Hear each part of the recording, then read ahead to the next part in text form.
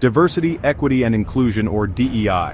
These three words have become ubiquitous in corporate boardrooms, university campuses, and even government institutions. On the surface, DEI seems like a noble goal.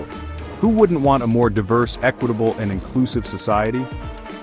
The problem arises when these well-intentioned initiatives go too far. They start to prioritize attributes like race, gender, or sexual orientation over actual skills and merit. The original intent of DEI was to level the playing field, to ensure everyone has an equal opportunity to succeed. Somewhere along the way, the narrative shifted. It's no longer about equality of opportunity, but equality of outcome. This shift is where the real problems begin. When we start prioritizing certain groups over others, we inherently create a system that is unfair and, frankly, discriminatory. It's a classic case of two wrongs not making a right.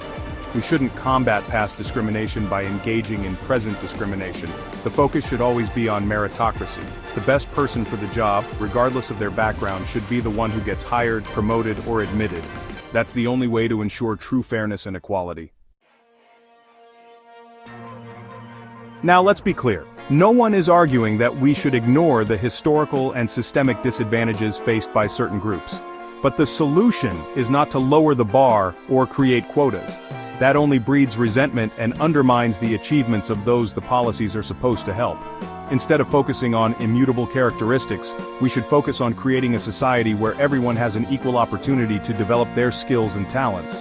That means investing in education, providing mentorship opportunities, and breaking down barriers to entry in various fields.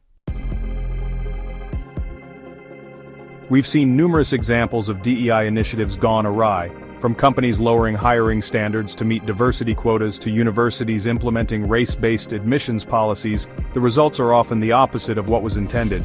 These policies can lead to less qualified individuals being given positions over more qualified candidates, simply because of their race, gender, or other factors. This is not only unfair to the individuals who are passed over, but also harms the organizations themselves. So, how do we navigate this complex issue? How do we create a society that is both fair and meritocratic? It starts with a fundamental shift in mindset. We need to move away from the idea of group identity and towards a focus on individual merit. We should judge people based on the content of their character, their skills, their work ethic, not the color of their skin, their gender, or their sexual orientation. This is the only way to ensure that everyone has an equal opportunity to succeed. We need to get back to basics.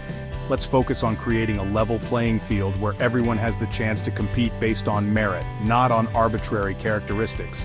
That's the true path to a more just and equitable society.